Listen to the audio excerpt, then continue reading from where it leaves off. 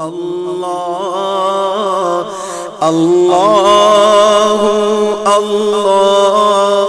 السلام علیکم، ایک مرتبہ پھر اے بی جے اسٹوڈیو میں آپ تمام کو ہم خوش آمدید کہتے ہیں۔ علم حاصل کرنا ہر مسلمان مرد اور عورت پر فرض ہے۔ دین اسلام کا علم حاصل کرنا یہ تو ضروری ہے۔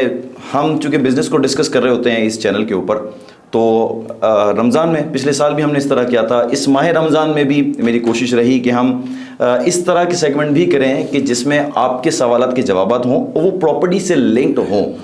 تو آج کا جو ہمارا سیگمنٹ ہے اس سیگمنٹ کا نام ہے زکوٰۃ اور جائیداد، پراپرٹی اینڈ زکوٰۃ۔ تو اس کے لیے آج ہم نے اس اسٹوڈیو میں اپنے اسٹوڈیو میں مدعو کیا ہے ہمارے بہت ہی خاص ہمارے، اور پچھلے سال بھی ہمارے اسٹوڈیو میں آئے تھے حضرت علامہ مولانا محمد مفتی شاہد مدنی۔ حضرت بہت شکریہ آپ ہمارے اسٹوڈیو میں آئے اور ہمارے اسٹوڈیو کا آپ نے رونق بخشی۔ بہت شکریہ حضرت۔ بہت سارے سوالات ہیں جناب، اور ہمارے انویسٹرز ہو گئے، بروکر حضرات ہو گئے، ان کے سوالات آتے رہتے ہیں، اور اس ماہ رمضان میں زکوٰۃ سے ریلیٹڈ بہت سارے سوال بڑھ جاتے ہیں۔ ویسے بھی بہت سارے ہوتے ہیں، لیکن چونکہ ہم اس چینل پہ ریل اسٹیٹ کو ڈسکس کر رہے ہوتے ہیں تو میں کوشش کروں گا کہ وہ سوالات جو پراپرٹی سے لنک کر رہے ہوں زکوٰۃ کی، اور کچھ لوگوں کے سوالات ہیں ان کے نام لے کے میں آپ سے عرض کروں گا، تو اجازت چاہتا ہوں جناب بسم اللہ۔ زکوٰۃ کیا ہے اور یہ کیوں فرض کی گئی ہے، پہلے تو یہ بسم اللہ الرحمن الرحیم، هو القادر هو الحق هو المعین۔ بہت شکریہ۔ سالانہ ملاقات آپ سے ہو رہی ہے۔ پچھلے سال مجھے یاد ہے ہم نے کہیں اور شوٹ کیا تھا، ڈیفنس فیز 1 کے بنگلے پہ کیا تھا۔ جی ہاں، زکوٰۃ سے متعلقہ مسائل کو، اور آپ کی ویڈیوز میری نظروں سے گزرتی رہتی ہیں۔ بڑے ڈرون وغیرہ آپ کے ماشاءاللہ فضا میں گھوم رہے ہوتے ہیں۔ اللہ تعالیٰ آپ کے رزق حلال میں برکت عطا فرمائے، اور طلب رزق حلال کے لیے کوشاں رہنا اور کوشش کرتے رہنا یہ بڑی عظیم سعادت ہے۔ بلکہ ہمارے دین میں الکاسب حبیب اللہ، کسب حلال کرنے والے کو حبیب اللہ کا لقب دیا گیا ہے کہ وہ اللہ کا محبوب ہوتا ہے۔ اور یہ بھی بڑی اچھی بات ہے، بہت سارے لوگوں کے لیے اس میں موٹیویشن بھی ہے کہ جس شعبے سے آپ وابستہ ہیں اس شعبے کی شرعی رہنمائی کی جائے۔ جیسے پچھلے سال آپ نے کیا کہ زکوٰۃ سے ریلیٹڈ مسائل وہ تمام لوگ جو انویسٹ کرتے ہیں، کاروباری افراد ہیں، ان کے لیے بیان کر دیے جائیں۔ سب سے پہلے میں زکوٰۃ کے حوالے سے چند بنیادی باتیں عرض کر دیتا ہوں۔ زکوٰۃ جو لفظ ہے، عربی لفظ ہے، اس کا لفظی معنی ہوتا ہے پاکی۔ تو زکوٰۃ کو زکوٰۃ اس لیے کہا جاتا ہے کہ جب آپ اپنے مال کی زکوٰۃ دیتے ہیں تو یہ آپ کے مال کو پاک کر دیتی ہے، اس کے اندر جو شکوک و شبہات ہیں، مشتبہات ہیں، اس سب کو ختم کر دیتی ہے۔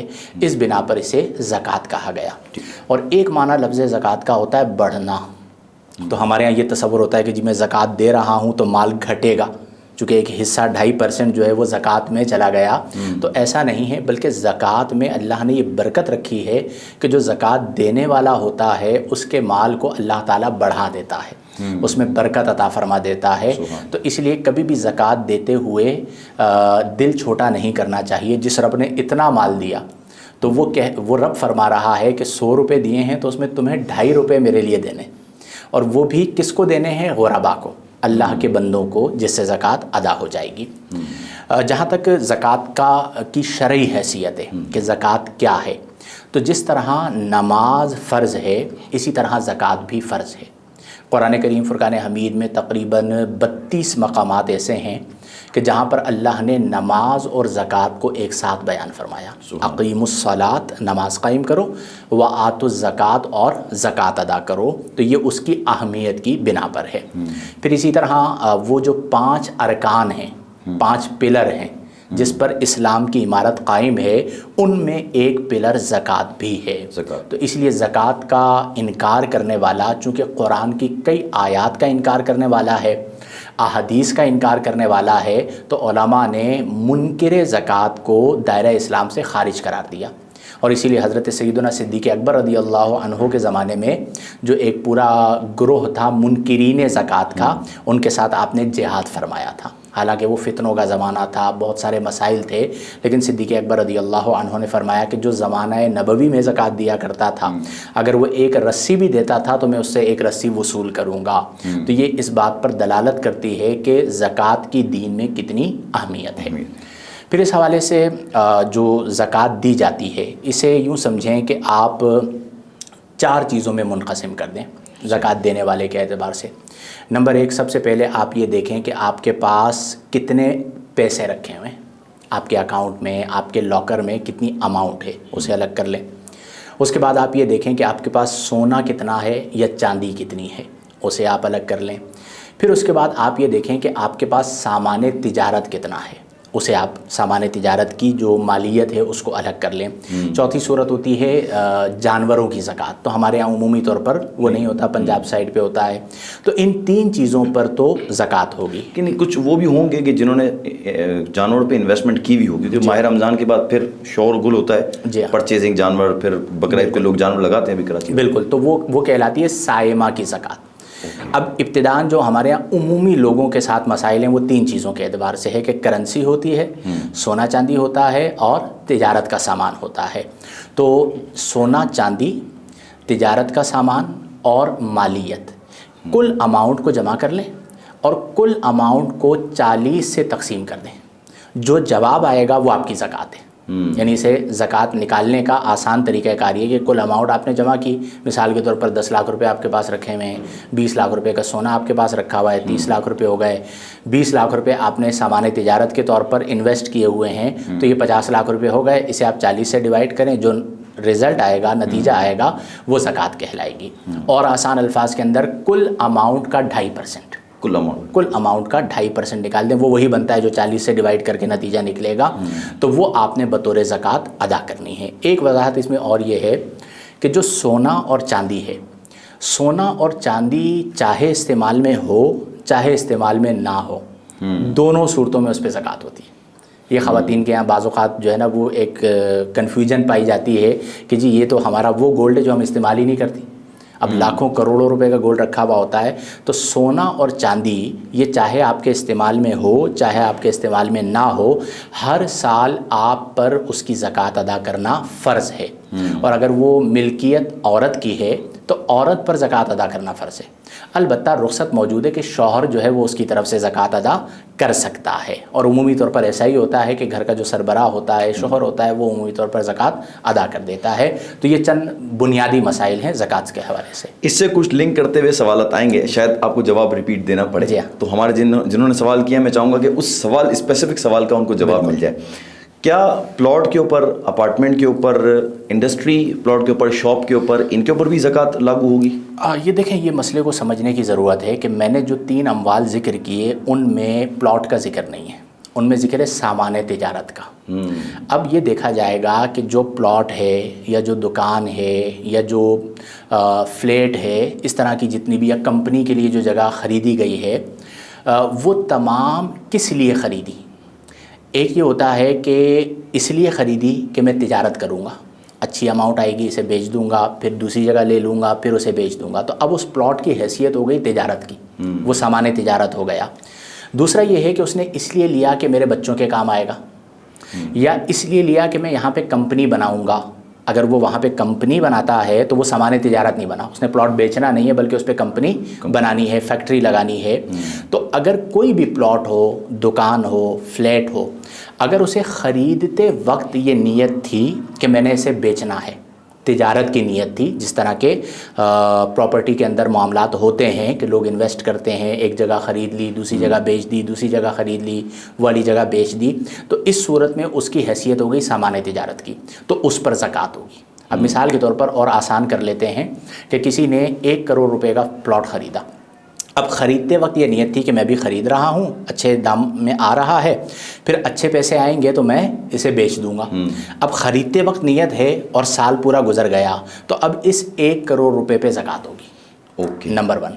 دوسری صورت یہ ہے کہ اس نے پلاٹ خریدا کہ جی میرے بچوں کے کام آ جائے گا، اچھا مل رہا ہے، لے کے رکھ لیتا ہوں، ایک پراپرٹی بن جائے گی، بچوں کے کام آ جائے گی۔ یا یہ ہے کہ مجھے جب کشادگی ہوگی تو میں اس پر گھر بناؤں گا۔ اب وہ چاہے 10 کروڑ روپے کا ہو، اس پہ زکوٰۃ نہیں ہے، اور چاہے مدت بھی زیادہ ہو، جتنی مرضی یہ مدت ہو، ٹھیک ہے، پوری زندگی کے لیے پڑا رہے تو اس پہ زکوٰۃ نہیں ہوگی. اس کی وجہ کیا ہے کہ وہ سامان تجارت نہیں ہے. تو یہ آپ کے شعبے کے لیے بہت آسان ہے کہ خریدتے وقت نیت بیچنے کی ہے تو وہ تجارت کا سامان ہے، اس پر زکوٰۃ ہوگی. اور اگر خریدتے وقت بیچنے کی نیت نہیں ہے، کوئی اور نیت ہے، تو پھر اس پر زکوٰۃ نہیں ہوگی. انڈر کنسٹرکشن پروجیکٹ ہوتے ہیں، اس میں لوگ اپارٹمنٹ بلڈنگ بن رہی ہوتی ہے، 4 سال کا پروجیکٹ ہوتا ہے، اس میں انسٹالمنٹ پہ دے رہے ہوتے ہیں، اس میں بھی یہی نیت دیکھی جائے گی؟ بالکل ایسا ہی ہے. اگر اپنے لیے لیا ہے تو زکوٰۃ نہیں ہے، اور اگر اپنے لیے نہیں لیا کہ، اور اکثر بہت سارے لوگ یہ انویسٹ کرتے ہیں کہ 3-4 فلیٹ ایک بلڈنگ کے اندر خرید لیے اور پھر ہم بیچ دیں گے، تو اب یہ چونکہ سامان تجارت ہو گیا ہے، اس پر زکوٰۃ ہوگی. البتہ اس میں ایک چیز ہے کہ چونکہ انسٹالمنٹ پر ہوتا ہے عمومی طور پر، اب اس کی اماؤنٹ ہے 1 کروڑ روپے.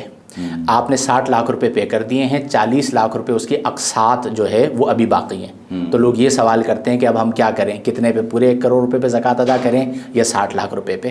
تو اس کا طریقہ کار یہ ہے کہ جب آپ کی زکوٰۃ کی مدت پوری ہوئی تو جو قسطیں باقی ہیں وہ آپ منہا کر لیں. اوکے، اتنی اماؤنٹ آپ منہا کر لیں. بقیہ جو اماؤنٹ ہے اس اماؤنٹ پر، یعنی 60 لاکھ روپے اگر آپ پے کر چکے ہیں تو اس کی آپ زکوٰۃ ادا کریں گے. اچھا، ہمارے عامر بھائی نے ایک سوال پوچھا تھا، انہوں نے کہا تھا کہ اس وقت ڈی ایچ ایس سٹی میں میرا پلاٹ ہے، اس کی پیمنٹ میں کر چکا ہوں 6.5 لاکھ روپے. اب یہ ہیں الاٹی، ان کو جو الاٹ ہوا پلاٹ تقریباً 12-13 لاکھ روپے میں ہوا، بٹ آج اس کی جو ورتھ ہے وہ تقریباً 75 لاکھ روپے لیٹ سپوز. تو وہ یہ کہتے ہیں کہ میں 6.5 لاکھ روپے پہ جو میں نے پے اب تک کیے ہیں اس کے اوپر بھروں گا یا جو مارکیٹ کی اس وقت ویلیو ہے اس پر پے کروں گا؟ یہ گولڈ پہ بھی یہ سوال آتا ہے. اب کچھ لوگ ایسے ہیں جنہوں نے بڑے اچھے زمانے میں گولڈ خریدا ہوا ہے، ٹھیک ہے جی، 22,000 روپے تولہ، 40,000 روپے تولہ، بہت پرانے وقتوں کا لے کے رکھا ہوا ہے. اور ابھی جو تولہ ہے وہ میرے خیال میں 2 لاکھ روپے کے اراؤنڈ چل رہا ہے کم و بیش. تو وہ یہی کہتے ہیں بھائی ہم نے تو اتنے میں لیا تھا تو ہم زکوٰۃ اس میں دیں گے. تو اس میں جب آپ کا سال پورا ہوتا ہے، یعنی نہ قیمت خرید کا اعتبار ہوتا ہے نہ بیچتے وقت کا اعتبار ہوتا ہے، جب آپ کا سال پورا ہوا اس وقت کی اس کی کرنٹ ویلیو کیا ہے. تو جیسے ابھی رمضان میں کسی کا سال پورا ہوا تو ابھی آپ مارکیٹ ویلیو نکلوائیں گے کہ اس وقت ویلیو کیا ہے. جب آپ نے لیا تو 13 لاکھ کا، لیکن آج اگر وہی والا آپ بیچنے جاتے ہیں تو کتنے کا ہوگا اندازاً؟ 75 لاکھ روپے. 75 لاکھ روپے کا، ٹھیک ہے جی. تو اب جو زکوٰۃ آپ ادا کریں گے وہ کتنے کی ادا کریں گے؟ 75 لاکھ روپے کی ادا کریں گے. اور اسی میں فقراء کا فائدہ ہے. اور اس میں میرا مشورہ بھی ہے کہ دل چھوٹا نہ کریں. آپ 75 لاکھ روپے کی زکوٰۃ ادا کریں، یعنی اس کا 2.5% جو ہے وہ آپ نے زکوٰۃ میں دینا ہے. اللہ تعالیٰ اس میں اور برکت عطا فرمائے گا. تو زکوٰۃ جب آپ پر فرض ہوئی ہے اس وقت کی جو کرنٹ ویلیو ہے، چاہے وہ سونا ہو، چاہے وہ چاندی ہو، چاہے وہ اس طرح سامان تجارت ہو، اس کی کرنٹ ویلیو وقت فرضیت زکوٰۃ کا اعتبار ہوتا ہے. اچھا، مفتی صاحب نے بتایا کہ جیسے آپ کی جو پلاٹ کی ویلیو ہوگی، پراپرٹی کی ویلیو ہوگی اس وقت کی، اس کے اوپر زکوٰۃ سال گزر جانے کے بعد بنے گی. تو کئی لوگ ہو سکتا ہے کہ شاید ان کے ذہن میں آ رہا ہو کہ ہماری پراپرٹی کا کیا ریٹ ہے. تو اب یہ خود آپ ایزیوم نہیں کیجیے گا، آپ کسی بھی پراپرٹی کنسلٹنٹ سے، آپ کی پراپرٹی جہاں بھی ہو وہاں کے کسی بھی اچھے پراپرٹی کنسلٹنٹ سے آپ ریٹ لے لیں اور اس کے بعد اس کا اعتبار کرتے ہوئے زکوٰۃ پے کریں تو وہ زیادہ بہتر رہے گا. مفتی صاحب، زکوٰۃ کسے دی جائے، کون زیادہ حقدار ہے زکوٰۃ کا؟ دیکھیں، انہیں کہا جاتا ہے مصارف زکوٰۃ. مصرف کی جمع ہے. مصرف یعنی صرف کرنے کی جگہ. تو قرآن میں اللہ نے مصارف زکوٰۃ کو متعین فرما دیا کہ انما الصدقات للفقراء والمساکین والعاملین علیہا والمؤلفۃ قلوب والغارمین وفی سبیل اللہ وابن السبیل. اب اس میں بنیادی طور پر فقیر آتا ہے، مسکین آتا ہے، عامل آتا ہے. عامل زکوٰۃ پہلے ہوا کرتے تھے، آج کے دور میں عاملین زکوٰۃ موجود نہیں ہیں. اسی طرح ایک اور ہے مؤلفۃ القلوب، یعنی وہ لوگ جو غریب ہوتے تھے، اسلام لاتے تھے تو ان کے دل کو تالیف پہنچانے کے لیے انہیں مصارف زکوٰۃ میں شامل کیا گیا تھا، لیکن بعد میں اس شق کو اجماع صحابہ سے ساقط کر دیا گیا. تو عاملین بھی ہٹ گئے، مؤلفۃ القلوب بھی ہٹ گئے. والغارمین، جو قرض دار ہے، قرضے میں ڈوبا ہوا ہے، اس پر زکوٰۃ لگ سکتی ہے. مسافر پر زکوٰۃ لگ سکتی ہے. عام الفاظ میں ہم یہ کہیں گے کہ زکوٰۃ پیور فقیر کا حق ہے. فقیر سے مراد کون ہے؟ فقیر شرعی. فقیر شرعی کون ہے؟ جس کے پاس 7.5 تولے سونا، 52.5 تولے چاندی یا اتنی ہی مالیت کی رقم حاجت اصلیہ سے زائد نہ ہو. عام الفاظ کے اندر کہیں گے جو بندہ آج کے دور میں ہینڈ ٹو ماؤتھ چل رہا ہے، یا جس کے پاس 20-30 ہزار روپے رکھے ہوئے، تو وہ فقیر شرعی ہے کہ 52.5 تولے چاندی سے کم رقم اس کے پاس موجود ہے. اسی طرح اس کا غیر سید ہونا بھی لازم ہے. تو اگر ایسا فقیر شرعی موجود ہے تو آپ اس کو زکوٰۃ ادا کریں گے. ایک بات اس میں عرض کروں گا کہ دیکھیں جو زکوٰۃ ہے وہ مستحق کے لیے پیور مال حلال ہے، رزق حلال ہے اس کے لیے، اس میں کوئی شبہ نہیں ہے. ہو سکتا ہے جو زکوٰۃ دینے والا ہے اس نے مال کہاں کہاں سے کمایا اس میں شبہ ہو، لیکن جس کو زکوٰۃ دی گئی ہے یہ اس کے حق میں پیور مال حلال ہے، خالصتاً مال حلال ہے. تو ہمارے معاشرے میں جو اس وقت سفید پوش لوگ ہیں، میں چاہتا ہوں یہ پیغام ضرور جائے، ان سفید پوش لوگوں کو ڈھونڈ کر انہیں زکوٰۃ دی جائے. چونکہ دیکھیں اس وقت جو مہنگائی ہوئی ہے، میں نے اپنی زندگی میں اتنی مہنگائی نہیں دیکھی اس وقت کی، جو اس رمضان کی جو مہنگائی ہے، اور اس وقت جتنے لوگوں کو میں نے پریشان دیکھا ہے ان میں کچھ ایسے چہرے ہیں کہ جن کے بارے میں تصور نہیں کر سکتا تھا کہ کبھی یہ بھی پریشان ہوں گے. جو زکوٰۃ دینے والے لوگ ہیں وہ آج گھر چلانا ان کے لیے مشکل ہوا ہے. اب جو مالدار ہے اس کا مال تو ڈبل ہو گیا، ریٹ ڈبل ہوئے تو اس کے پاس تو چیزیں رکھی ہوئی تھیں وہ ڈبل ہو گئیں. جو غریب ہے وہ جو عادتاً غریب ہے تو وہ تو کہیں سے بھی مانگ کر اپنے بچوں کو لا کے دے دے گا. پریشان کون ہے؟ سفید پوش، کہ جس کے گھر پہ فاقہ ہے اور اس کی عزت نفس اسے اس بات کی اجازت نہیں دیتی کہ وہ راشن کی لائن میں لگے. اس کی عزت نفس اس بات کی اجازت نہیں دیتی کہ وہ کسی کے سامنے جا کر ہاتھ پھیلائے. تو ان سفید پوش لوگوں کو تلاش کریں. کہاں کہاں پر؟ سب سے پہلے اپنے رشتہ داروں میں. میں سوال آپ سے پوچھنے والا تھا، اپنے رشتہ داروں میں. اگر آپ کی بہن مستحق کا زکوٰۃ ہے تو آپ کے لیے افضل یہ کہ آپ اپنی زکوٰۃ بہن کو دیں، اور زکوٰۃ بولے بغیر دیں، تحفہ کہہ کر دیں. آپ کی زکوٰۃ بھی ادا ہو جائے گی، ثواب بھی ڈبل ملے گا. اچھا، اگر یہ وضاحت نہ کرے تو زکوٰۃ ادا ہو جائے گی؟ بالکل ادا ہو جائے گی. یعنی زکوٰۃ دیتے وقت دینے والے کی نیت زکوٰۃ کی ہونی چاہیے. زکوٰۃ کہہ کر دینا یہ ضروری نہیں ہے. کیونکہ دیکھیں ہمارے ہاں یہ بہت بڑا المیہ ہے عبدالباسط بھائی، کہ ہم نے سفید پوش لوگوں کے لیے زندگی کو بڑا مشکل بنا دیا ہے. وہ کیسے؟ کہ ایک تو وہ مستحق ہیں، دوسرا ہمارا جو معاشرتی رویہ ہے اس رویے سے ہم نے ان کے لیے زکوٰۃ لینے کو عیب بنا دیا ہے. ہم بعض اوقات تانا دے رہے ہوتے ہیں کہ یہ زکوٰۃ لیتا ہے، یہ زکوٰۃ پہ گھر چلاتا ہے، اس نے اپنی بچی کی شادی جو ہے وہ زکوٰۃ کے پیسوں سے کی ہے. آپ کی زبان میں کہتے ہیں پیسوں سے کی ہے میمنوں کے یہاں، تو یہ اس نے زکوٰۃ کے پیسوں سے جو ہے وہ شادی کی ہے وغیرہ وغیرہ. تو یہ جو ہمارے تانے ہیں ان کو بھی ختم کرنے کی ضرورت ہے. تو آپ سب سے پہلے رشتہ داروں میں دیکھیں، جو غریب ہیں بند مٹھی آپ ان کو زکوٰۃ دے دیجیے اگر وہ مستحق کے زکوٰۃ ہیں تو.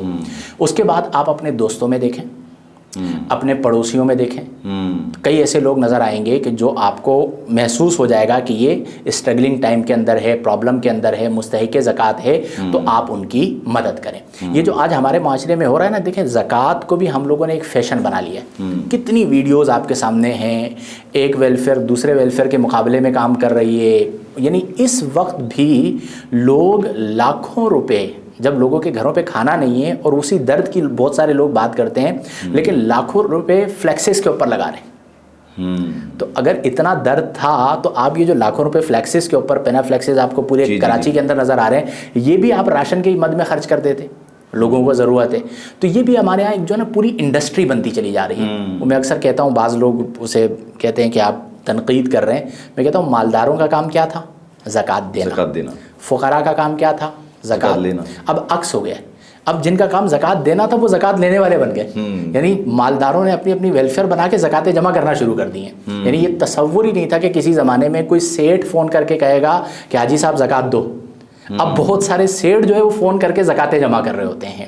چلیں حسن نیت سے کر رہے ہیں تو مان بھی لیتے ہیں کہ آپ کی نیت اچھی ہوگی، لیکن آپ ایک بات کو سمجھیں کہ میری زکوٰۃ جو میں نے دینی ہے وہ کتنا بڑا فریضہ ہے. اگر میں اسی سے اچھی طرح سبک دوش ہو جاؤں تو یہ اللہ کا بہت بڑا فضل ہے. اب میں نے 10 لاکھ لوگوں کی زکوٰۃ اپنے پاس جمع کر لی، تو یہ لوگوں کا ذمہ میں نے اپنے اوپر لے لیا ہے. تو اب اگر آپ نے زکوٰۃ جمع بھی کر لی تو اسے اکاؤنٹ میں جمع نہ رکھیں. اب یقین کیجئے بعض ایسے ادارے ہیں کہ جن کے اکاؤنٹس میں اربوں روپے زکوٰۃ کے پڑے ہوئے ہیں. اچھا جی، اربوں روپے، اور وہ انہوں نے رکھے ہوئے پچھلے سالوں سے جمع کیے ہوئے. اب میری زکوٰۃ ہے، مثال کے طور پر اس رمضان مجھ پر زکوٰۃ فرض ہوئی 10,000 روپے، تو وہ جو میں نے زکوٰۃ دینی ہے میں اپنے 10,000 روپے جو زکوٰۃ کے تھے وہ بھی اپنے پاس نہیں رکھ سکتا. اچھا، فوراً مجھے فقیر کو دینا لازم ہے. وہ فقیر کا حق بن چکا ہے. جیسے ہمارے یہاں بہت سارے ہوتے ہیں کہ زکوٰۃ کی رقم الگ کر کے رکھ لی اور پورا سال جو ہے نا اپنی مرضی سے خرچ کرتے رہے. تو یہ جو پورا سال کے لیے آپ نے فقیر کا حق اپنے پاس روکا ہے یہ ناجائز ہے.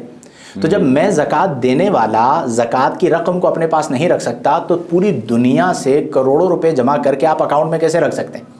تو کم از کم اس رمضان درد کو دیکھتے ہوئے، لوگوں کی پریشانیوں کو دیکھتے ہوئے زکوٰۃ کی جو رقم آپ کے پاس موجود ہے وہ غریبوں پر خرچ کریں۔ اچھا ایک چیز اور میں ذکر کر دوں، اب لوگ کہتے ہیں کہ جی پورا سال ہمارے پاس مستحقین آتے رہتے ہیں تو ان کے لیے ہم کیا کریں؟ تو ابھی تک تو جو زکوٰۃ آپ کے پاس ہے وہ تو فوراً ادا کر لیں۔ اب اگلے سال کے لیے آپ کیا کریں کہ زکوٰۃ پہلے ادا کرنا شروع کر دیں۔ جیسے آپ کو ایک اندازہ ہوگا کہ اگلے رمضان مجھ پر 5 لاکھ روپے زکوٰۃ بنے گی، تو آپ پورا سال جو جو مستحق آتے رہیں آپ ان کو زکوٰۃ دیتے رہیں، یہ آپ کی ایڈوانس زکوٰۃ ہے۔ جب رمضان آئے تو آپ حساب کریں گے کہ 5 لاکھ روپے زکوٰۃ بنتی ہے، 3 لاکھ روپے تو میں پچھلے سال ادا کر چکا ہوں، تو اب آپ کو بقیہ صرف 2 لاکھ روپے ادا کرنی ہوگی۔ تو پہلے زکوٰۃ دی جا سکتی ہے، لیکن زکوٰۃ فرض ہونے کے بعد پھر اس رقم کو روک کر اگلے پورے سال استعمال کرنا یہ ناجائز۔